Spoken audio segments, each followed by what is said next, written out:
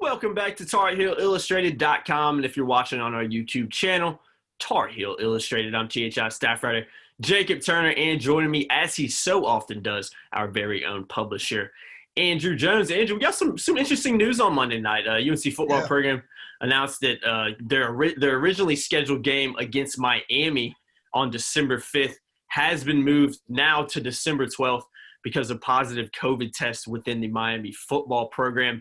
Also, as a part of that, the originally scheduled Western Carolina game on December 11th has now been scheduled for December 5th. So basically those two spots, those two teams, those two games have kind of flip-flopped. AJ, we're here to talk a little bit about, offer a little perspective on what that change may be. Now, I look at that change and I say, okay, Carolina's got a bye week right now. They're preparing for Notre Dame here in a couple weeks. Originally, they were going to have to play Notre Dame and then the following week bounce back and travel down to Miami and then finish up with Western Carolina. I look at this change, and personally, and I think you may agree with this as well, I think it could be a positive change when you consider the fact that, okay, now Carolina plays that primetime game against Notre Dame, huge game for the program. Then they've kind of got that Western Carolina, and no disrespect to them, you would expect that to be kind of a gimme game, kind of maybe a warm-up game for the Miami game. And then they travel down to Miami to wrap the season up, a week later than they were originally to. So do you agree that, this is probably a positive change for Carolina, if more than anything? Yeah, it's a buffer. And by the way, the most positive thing is, as soon as I told my wife, she's like, "Oh my gosh, what about your flight and your hotel?" So she went and dude, I was writing her story, okay? Mm-hmm. It wasn't much, it was like 3 graphs. Yeah. And she comes in here, and I start seeing these things light up my phone, Expedia. My wife went and got the same flight a week later for me, the same time, nonstop, to Fort Lauderdale. I fly into Fort Lauderdale usually when I go down there, in the same hotel, and it was actually for $10 less. First thing I thought was, oh man, I'm gonna have to eat that trip. I'm not gonna be able to cancel it. So nobody cares about that. But that was actually a positive. That's awesome. She's the other positive from a purely Carolina football perspective. The positive is Western Carolina's a big giant buffer now. Yeah. So they get Notre Dame and all that they're going to put into that, and they're in exams this week, and then they're going to just charge up for Notre Dame. Then they would have to turn right around the next week and go on the road. When you have back-to-back huge games, it's always a lot easier, and coaches would prefer if they could draw it up, play the first one on the road, play the second one at home.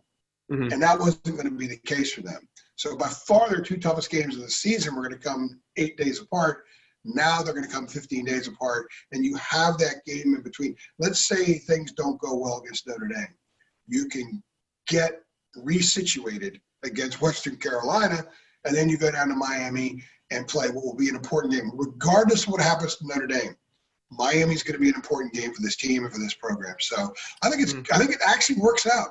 And it worked out because it didn't cost me a whole trip that I have to pay twice for now. Yeah, nobody cares about that. Nobody wants to hear that.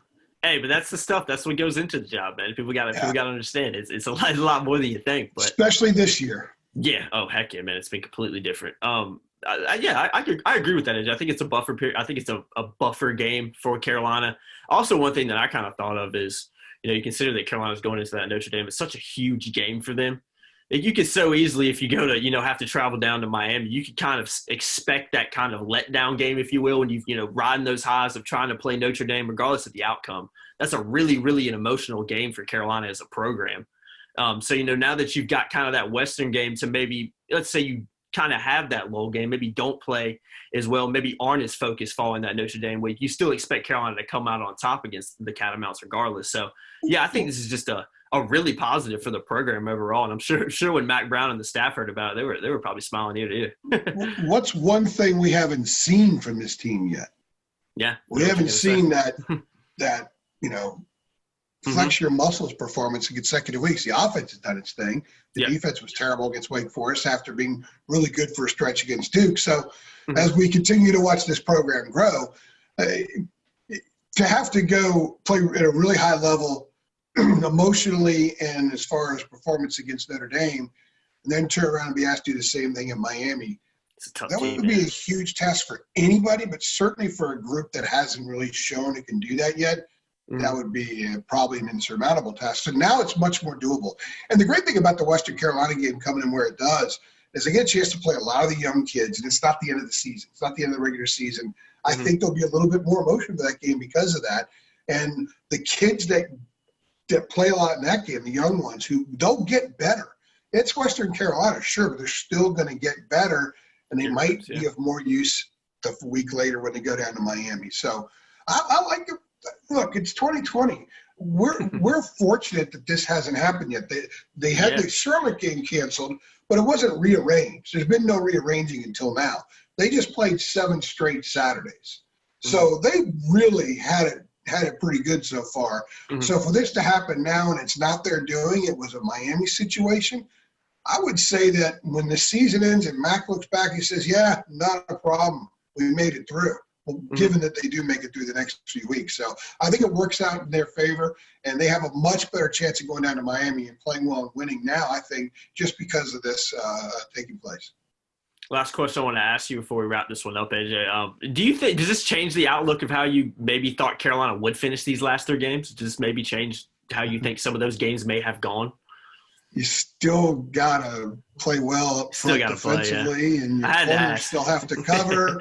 Your safeties still have to do what they're supposed to do, from run fits to everything else. I mean, when you look at the breakdown of the Wake Forest game, it was the coverage that graded much lower than the guys up front did. They got whipped up front early, but the reason Carolina won that game was because of an 18-play stretch on defense. And it coincided with putting in Tony Grimes. It coincided with putting in Jaquarius Conley. It coincided with giving Kevin Hester and Miles Murphy and Clyde Pinder a lot more reps. But it started with those guys in the secondary. They made plays. And even Chaz Surratt said after the game, we got some better coverage situations out there. He wasn't dissing the guys from earlier, just said they stepped up and played. So, yeah, I think it does. I think it gives them a better chance at playing well. I don't know if they would win either one of those games. They're tough games. Miami. But playing well matters, and certainly if they don't play well, they stand no chance. So they have to play well, and I think this will give them a better opportunity to do that yet. How weird is it going to be being down in Miami on December 12th for a football game instead of like a basketball game? It won't feel like December 12th down. I got to go back down there 3 weeks after that because they play basketball like the 8th or something, that 9th. They play on the 9th down there. I think it is. I'll have to go back and look. That schedule's all screwed up too. Hey, mid-December in Miami. Hey, that's not bad. That's not bad, man. I know Miami's one of your favorite trips. That's one of my favorite trips. Yeah. Louisville for basketball and going to Miami for whatever. I love those trips. Heck yeah, man. You got to get something out of this other than just say what? I said I wouldn't mind going down to Miami either. It's just weird. You think Carolina's playing an ACC football game against Miami on December 12th. That's 2020 for you all over again. You keep doing a fine job, young man, and maybe I'll send you down there. I appreciate it, man. I'll try to, AJ. I'll hold you to that one. All right, guys, that's going to do it. Well, it's on camera now. Yeah, exactly. I got the proof, man. I got the proof now. But that's going to do it. Just wanted to come on here for a quick podcast and discuss UNC's schedule change and recap it one more time. The Miami games moved from December 5th to December 12th, and the Western Carolina game has moved from December 11th to that December 5th slot. So some changes. It's 2020, man. I mean, I wouldn't be surprised if we have a couple more over the next few weeks. So we might see another podcast. Let's hope not, man. Exactly. All right, AJ, appreciate it, man. As always, guys, Thanks. Be sure to like it. Be sure to share it. We'll see you guys in the next one. Thanks.